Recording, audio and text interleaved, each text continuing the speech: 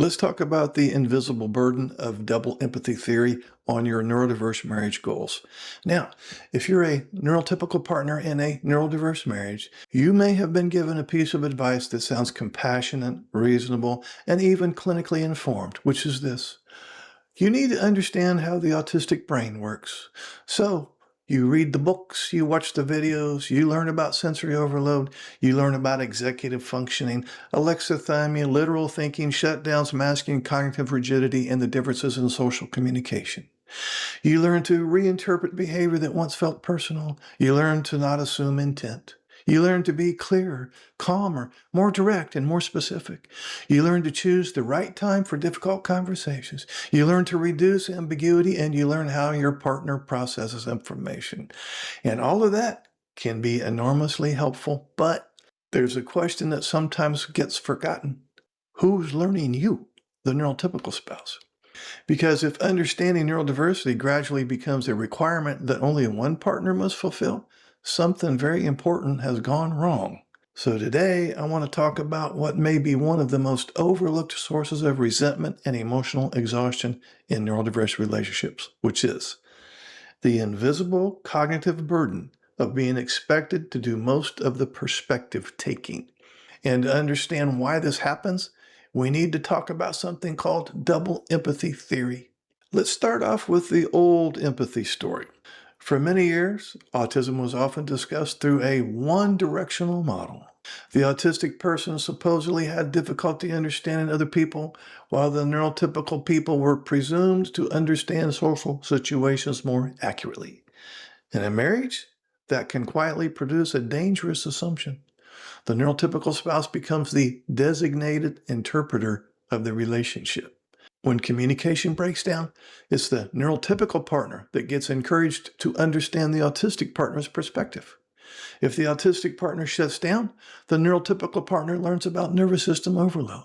If something sounds insensitive, the neurotypical spouse is encouraged to consider whether the intention was different from the impact. If emotional reassurance doesn't arrive naturally, it's the neurotypical spouse that has to learn about alexithymia or differences in emotional communication. Again, none of that understanding is bad. The problem begins when understanding becomes unilateral, one-sided, because eventually the neurotypical partner may think, I've spent years learning why you do what you do.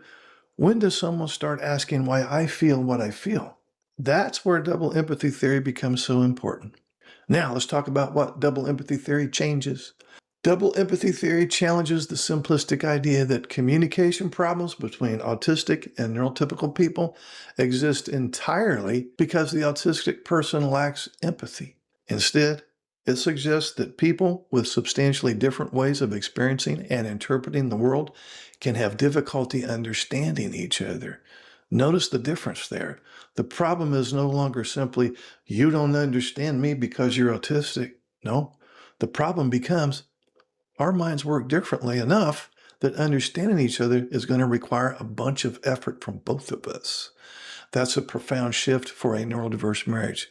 Because if misunderstanding is bidirectional, adaptation must also become bidirectional. The autistic partner may need accommodations, but the neurotypical partner has psychological and relational needs too. The autistic partner may need direct communication, but the neurotypical partner may need emotional responsiveness. The autistic partner may need recovery time after conflict, yes, but the neurotypical partner may need reassurance that the conflict will actually be revisited. The autistic partner may need their intentions accurately understood, and the neurotypical partner may need the impact of those intentions accurately understood. Neither person's nervous system gets to become the only nervous system that matters. Now let's talk about the invisible burden. Here's where this becomes painful. Imagine a neurotypical partner named Jamie and an autistic partner named Alex. Alex says something during an argument that Jamie experiences as dismissive. So now Jamie is hurt.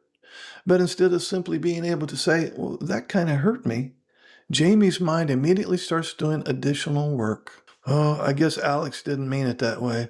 Or maybe Alex is overwhelmed. Or maybe I'm expecting a neurotypical emotional response from an ASD brain. Or maybe I wasn't specific enough. Or maybe this is alexithymia. Maybe he just needs more processing time. I probably should have phrased that differently. Maybe I should wait until tomorrow to talk about this. Now, Jamie isn't merely experiencing an emotion anymore. She's managing an entire psychological model of the relationship while experiencing the emotion. That's called cognitive labor. And when it happens occasionally, it's simply part of loving someone whose mind works differently. But when it happens every day for years and decades, it becomes exhausting because Jamie may gradually become responsible for understanding Alex, understanding herself, understanding the interaction between the two of them, regulating the timing of the conversation, translating emotional language into concrete language, anticipating Alex's reactions, and figuring out how to repair the rupture afterward. Meanwhile, Jamie's original feeling still hasn't been addressed. This is how invisible emotional labor turns into resentment. Now, let's talk about resentment and how it's often a workload signal. Resentment doesn't always mean love has disappeared. No. Oftentimes, resentment means I have been carrying something far too long that was supposed to be shared. This is incredibly important in neurodiverse marriages because couples can spend years arguing about individual incidents without recognizing the underlying pattern. The toothpaste that's in the wrong place in the bathroom isn't the problem. The forgotten anniversary isn't the whole problem. The shutdown isn't the problem. The tone of voice isn't the whole problem. The real conflict may be this: who's responsible for crossing the neurological bridge between us? If one person continually crosses the bridge while the other waits on the other side, eventually the person doing all the traveling gets tired. And then something predictable happens. They stop wanting to cross. I've heard hundreds of NT spouses say, I've got nothing left in the tank. Now we have to talk about how the autistic partner's burdens matter too.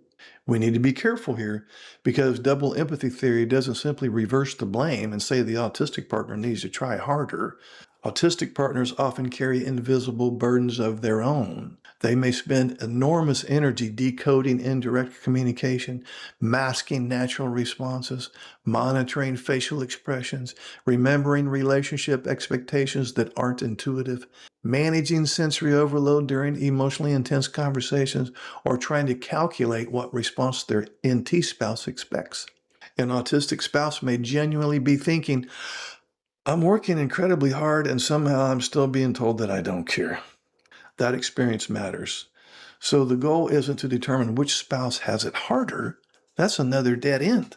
The better question is, what invisible work is each of us doing, and is there a healthier way to distribute it? That conversation can change a marriage. Now I want to introduce the bridge framework. Here's a framework I want you to begin practicing, and it's called Bridge, BRIDGE, because the goal is not to force either partner to abandon their neurological side of the river. The goal is to build something both people can cross. So, B stands for bring your experience. Instead of beginning with accusations, describe your internal reality. You know, when our conversation suddenly ended last night, I felt abandoned and confused. That's way better than saying, you obviously don't even care about me. R stands for request their experience. Ask rather than assume. What was happening for you when you walked away? Now the autistic partner gets to explain their internal experience rather than having motives assigned to them. Perhaps the answer is, I wasn't abandoning you. My brain had stopped processing what you were saying. Now you have two realities. Now the I in bridge stands for identify the mismatch. One partner experienced abandonment, the other experienced overload. Neither experience has to erase the other. You can say, so we were overwhelmed and needed to stop. I didn't know that at the time, so I experienced your leaving as rejection. That sentence alone can prevent hours of circular argument. D stands for divide the adaptation. This is the step many couples miss. You can ask, what can each of us do differently next time? Rather than, what does the neurotypical partner need to learn to tolerate? And definitely not this one. What does the autistic partner need to stop doing? No, both people adapt. Back to Alex and Jamie. Alex might say, next time I'll tell you I'm overloaded instead of just disappearing. And Jamie might say, Well, if you tell me you need 20 minutes, I'll give you that space instead of following you and demanding an immediate answer. Now, adaptation is mutual. The G in bridge stands for give validation before solutions.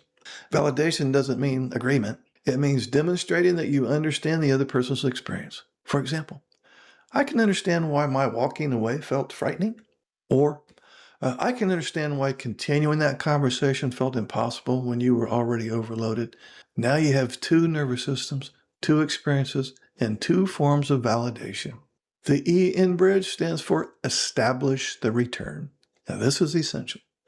If one partner needs to pause, that's fine, but the conversation needs a clear return point. For example, I need approximately 30 minutes. Can we talk at 8 p.m.? That transforms withdrawal into regulation, and it transforms waiting from abandonment into predictability. Now, here's an important point. Stop making one person the relationship translator. This is another exercise I recommend for neurodiverse couples. For 1 week, notice every time one partner translates the relationship for the other. Who remembers to initiate difficult conversations? Who identifies emotional patterns? Who researches relationship problems? Who explains one spouse's behavior to the other? Who initiates repair after arguments? Who anticipates emotional consequences? Who modifies their communication style? And who asks, what do you think they meant? Who keeps the emotional map of the marriage in their head? Don't use this exercise to build a prosecution case. Use it to reveal invisible labor, because the problem isn't unwillingness. The autistic partner may not even realize this work is occurring. You can't voluntarily share a workload that you can't see, so make it visible. Now, here's a new marriage goal. The goal of a neurodiverse marriage should never be to make the autistic spouse behave neurotypically, but neither should the goal be to train the neurotypical spouse to endlessly accommodate autism. Both approaches eventually create resentment. The goal here is mutual translation without chronic self-sabotage. The autistic partner learns, oh, my NT partner's emotional needs aren't irrational simply because I don't experience them the same way. And the neurotypical partner learns, oh, my ASD partner's neurological differences aren't rejection simply because their responses don't look the way I expected. Then both partners ask, what does love look like when translated into a language the other person's nervous system can actually recognize? That's the work right there. Now, here's the conversation I want you to have. Sometime this week, sit down together when neither of you is angry and ask each other, what do you regularly do to understand or accommodate me that you don't think I notice? Then listen. Don't defend yourself. Don't correct the answer. Don't explain why your burden is bigger. Just listen. And then ask, what is one piece of that burden I could help carry? That second question moves you from empathy as a concept to empathy as a behavior. Because understanding your spouse should not require one partner to become the permanent psychologist, the permanent translator, the nervous system regulator, the conflict manager, the relationship researcher, and so on. That's not sustainable. That's emotional overfunctioning. So to wrap it up, double empathy theory gives neurodiverse couples an opportunity to rewrite one of the most damaging assumptions in these relationships. The autistic partner is not automatically the person who lacks empathy. The neurotypical partner is not automatically the person who understands everything. You are two human beings looking through two different windows. And a healthy marriage requires both people to become curious about the view from the other window. If you're the neurotypical partner and you're exhausted, your exhaustion deserves to be taken seriously. And if you're the autistic partner and you're exhausted from constantly getting relationships wrong, your exhaustion deserves to be taken seriously too. But neither person's exhaustion can become the justification for making the other person carrying their relationship alone. So the question is not which one of us needs to change. No, the better question is, how do we build a relationship where understanding each other becomes shared work? Because the strongest neurodiverse marriages aren't necessarily the marriages with the fewest misunderstandings. They're the marriages where misunderstanding no longer means one person has to do all the translating. There's two minds, two nervous systems, two perspectives, and one bridge that both people are willing to cross. If this resonates, please like and subscribe. Also comment what's your experience. Would you like to schedule a paid private coaching session? This will be in the form of a face-to-face Zoom call. Underneath any of my videos, you'll see this Calendly link. If you click on that link, it'll open up my calendar. You can pick the available days and times that works for your schedule, and I will be available on that exact day and time, and we will talk.